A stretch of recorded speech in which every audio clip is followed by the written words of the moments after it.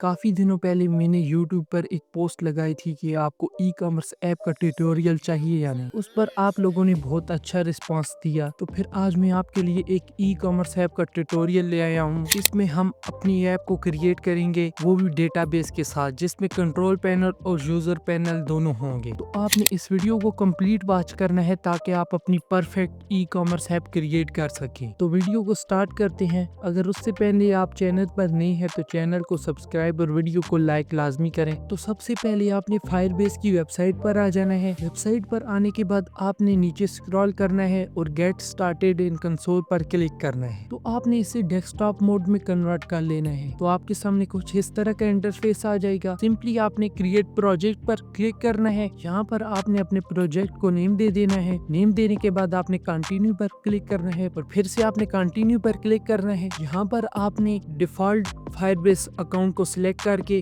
Continue पर click कर देना है। आपका प्रोजेक्ट क्रिएट होना स्टार्ट हो जाएगा। अब प्रोजेक्ट क्रिएट होने के बाद आपने कंटिन्यू के बटन पर क्लिक करना है और आपके सामने कुछ इस तरह का इंटरफेस आ जाएगा। यहाँ पर आप देख सकते हैं आपको एंड्रॉइड का ऑप्शन नजर आएगा। सिंपली आपने इस पर क्लिक करना है। अब आपके सामने इस तरह का इंटरफेस आ जाएगा। यहाँ पर आपने अपनी ऐप का पैकेज नेम रखना है। आपने वही पैकेज नेम रखना है जो आगे अपनी ऐप में रखेंगे। अब पैकेज नेम के बाद आपने रजिस्टर ऐप पर क्लिक करना है। आगे आपने कंटिन्यू पर क्लिक करते जाना है। अब आपके सामने कुछ इस तरह का पेज ओपन हो जाएगा। यहाँ पर आपको अपनी ऐप का पैकेज नेम नजर आएगा।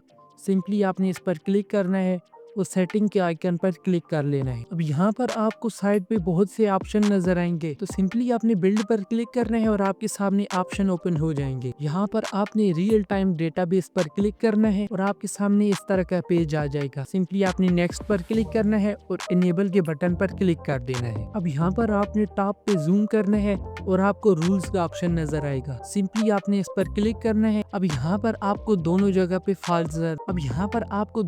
पे फॉल्स नजर आएगा। सिंपली आपने इसे ट्रू कर लेना है।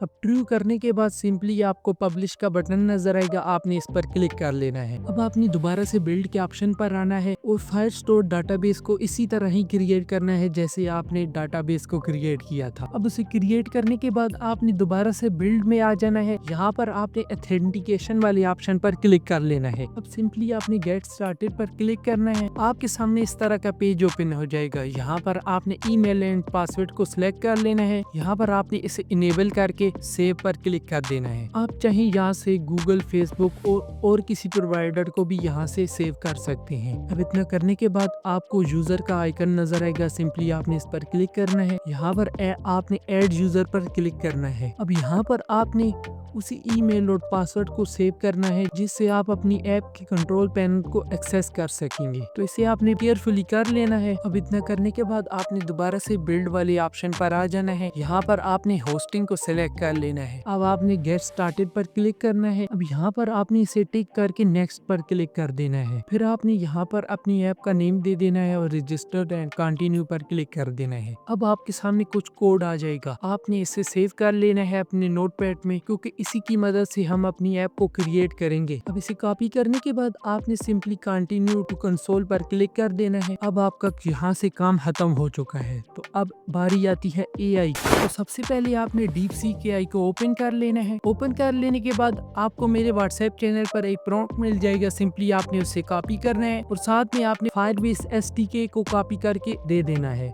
अब एआई उसके साथ कोड जनरेट करना शुरू कर देगा। आपने थोड़ी देर वेट कर लेना है। तब तक आपने अपने फोन के फाइल मैनेजर में आ जाना है। यहाँ पर आपने अपनी ऐप के लिए एक फोल्डर क्रिएट कर लेना है।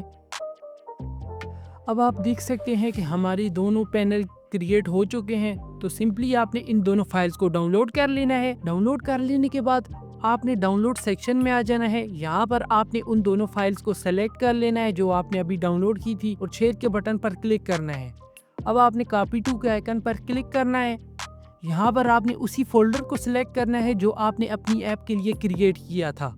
फोल्डर को ओपन करने के बाद आपको नीचे पेस्ट का बटन नजर आएगा। सिंपली आपने इस पर क्लिक करना है और आपकी फाइल्स पेस्ट हो जाएंगी। आपको मेरी व्हाट्सएप चैनल पर एक ऐप का लिंक मिल जाएगा। सिंपली आपने उसे डाउनलोड कर लेना है। डाउनलोड करने के बाद आपके सामने कुछ इस तरह का इंटरफेस आएगा।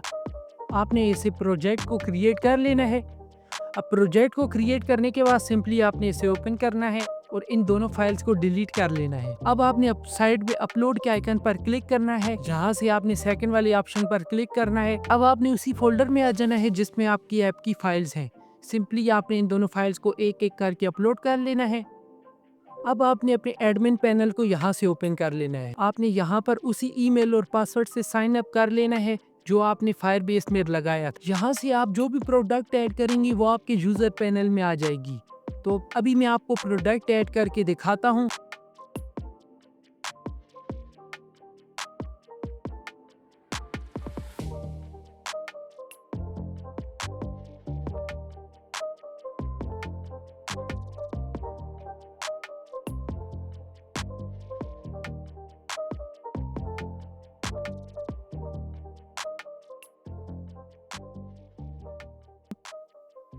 अब आपने अपने यूज़र पैनल में आ जाना है। यहाँ पर आप देख सकते हैं जो प्रोडक्ट अभी हमने ऐड की थी वो यहाँ पर ऐड हो चुकी है। इसी तरह आप अपने कंट्रोल पैनल से अपने यूज़र पैनल पर प्रोडक्ट को लिस्ट कर सकते हैं। आपने इन दोनों फाइल्स को रीनेम कर लेना है और इसका एपीके क्रिएट कर लेना है। आपने यूजर पैनल का अलग से एपीके क्रिएट करना है और एडमिन पैनल का अलग से। अब एपीके क्रिएट करने के लिए सिंपली आपने अपनी एडमिन पैनल वाली फाइल को डिलीट कर लेना है यहाँ से।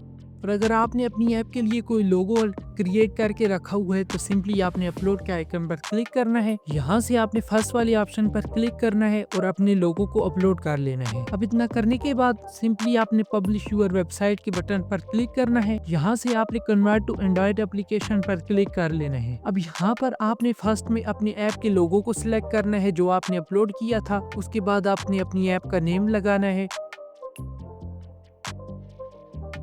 अब पैकेज नेम में आपने उसी पैकेज नेम को यहाँ पर डालना है जो आपने फायरबेस में अपनी ऐप के लिए रखा था। अब पैकेज नेम रखने के बाद सिंपली आपने स्क्रॉल करना है और नीचे की सेटिंग में कीप इन पोर्ट्रेट को सिलेक्ट कर लेना है।